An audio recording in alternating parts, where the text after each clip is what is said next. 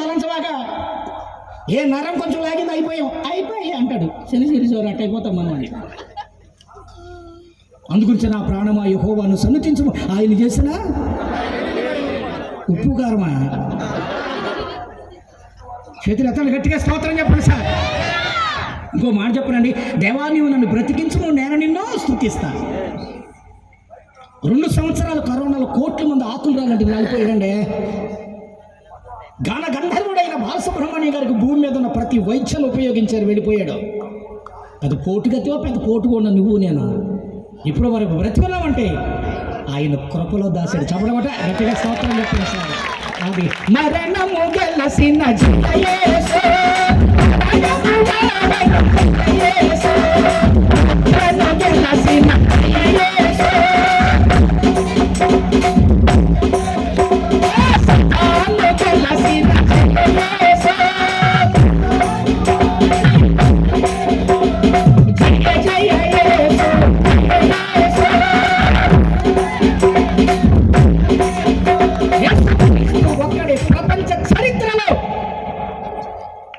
బ్రతికి చచ్చినవాడు కాదు, చచ్చి బ్రతికినవాడు ఆయనే వస్తాడండి. స్తోత్రం చెప్పండి. చేతులెత్తి గట్టిగా స్తోత్రం చెప్పండి.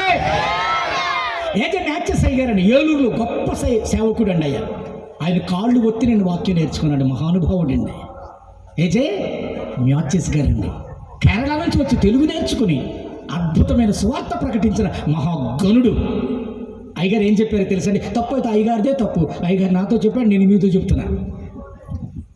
ఏ ఊర్లో పంచాయతీ ఆఫీసులో 2 ఉంటాయి, ఏంటది? జననం మరణం, పుట్టెను చచ్చెను, 2 ఉంటాయి. రామ సామ్రాజ్యంలో యేసుక్రీస్తు తిరిగి లేచాడంట. వాళ్ళు అన్నారంట, ఇది ఎక్కడ రాదాంరా అన్నారంట. అర్థం కాల.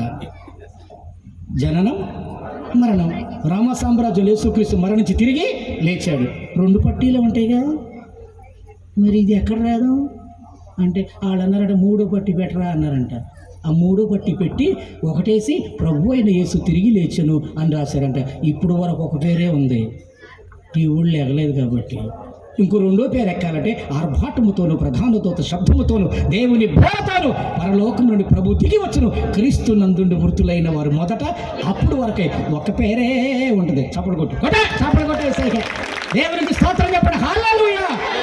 వీర భోగ వసంతరాయుడు వస్తారని రాసుకున్నారు, మేము స్వాగతిస్తాం. వీరుడంటే మరణాన్ని జయించినవాడు, వసంతుడంటే పెండ్లి కుమారుడు, రాయుడు అంటే రాబోతూ ఉన్నాడు. బ్రతికి సచ్చినవాడు రాడు, చచ్చి బ్రతికిన వాడే వస్తాడు. ఆయనే ప్రభువైన యేసు. చేతులెత్తండి, గట్టిగా స్తోత్రం చెప్పండి. ఇంకోసారి గట్టిగా స్తోత్రం చెప్పండి. నిజమే, పాత నిబంధనలు అద్భుతమైన ప్రవచనం అనండి. ఇది ప్రభు అయిన యేసుక్రీస్తు గురించి రాయబడిన ప్రవచనం. ద్వితీయోపదేశ కాండం అంటే మోషే ద్వారా దేవుడు పంచకాండాలు రాయించాడండి. ఆది కాండము, నిర్గమాకాండము, లేవియాకాండం, సంఖ్యాకాండం. చెప్పండి ద్వితీయోపదేశ కాండం. ఈ ద్వితీయోపదేశ కాండం 33వ అధ్యాయం 26వ వచనం 2వ లైన్లో ఏమని చెప్పండి? హెడ్ లైన్లో, ఆయన నీకు సహాయం చేయుటకై ఆకాశ వాహనుడై వచ్చును, మహోన్నతుడై మేఘవాహనుడు అగును. బ్రదర్, ప్రభు యేసుక్రీస్తు వారు మొదటిసారిగా ఈ లోకానికి వచ్చి తండ్రి చిత్తాన్ని నెరవేర్చే సమయంలో కూడా యేసుక్రీస్తు వారి ప్రియులరా, ఆయన ఒలీవల కొండ మీద నుండి మేఘం మీదే వెళ్ళారు, మళ్ళా ఒలీవ కొండ మీదకే వస్తాడు. చప్పట్లు కొట్టిన ఒక మాట చెప్తే స్తోత్రం చెప్పండి. అపొస్తలుల కార్యములు రాసిన పుస్తకం 1వ అధ్యాయం 12వ వచనం చదవరా చింతలి. అపొస్తలుల కార్యములు రాసిన పుస్తకం 1వ అధ్యాయం 12వ వచనం. అప్పుడు అవును, వారు ఒలీవల వనమనబడిన గట్టిగా చదవమ్మయ్యా. అప్పుడు వారు అవును ఒలీవల వనమనబడిన మళ్ళీ చదువు. అప్పుడు వారు ఒలీవల వనమనబడిన అంతే కొండ నుండి ఒలీవల కొండ మీద నుండి యేసుక్రీస్తు వారు దేని మీద వెళ్ళారు? 9వ వచనం 1:9. ఈ మాటలు చెప్పి అవును వారు చూచుచుండగా అవును ఆయన అవును ఆరోహణమాయెను. అవును అప్పుడు అవును వారి కన్నులకు కనబడకుండా అవును ఒక మేఘం ఒలీవల కొండ మీద నుండి మేఘం మీద యేసుక్రీస్తు వారు వెళ్ళారు. ఇప్పుడు ఎక్కడికి వస్తారు చెప్పండి? జకరియా గ్రంథము 14వ అధ్యాయము 4వ వచనం. సార్ పట్టుకోండి సార్ బైబిల్.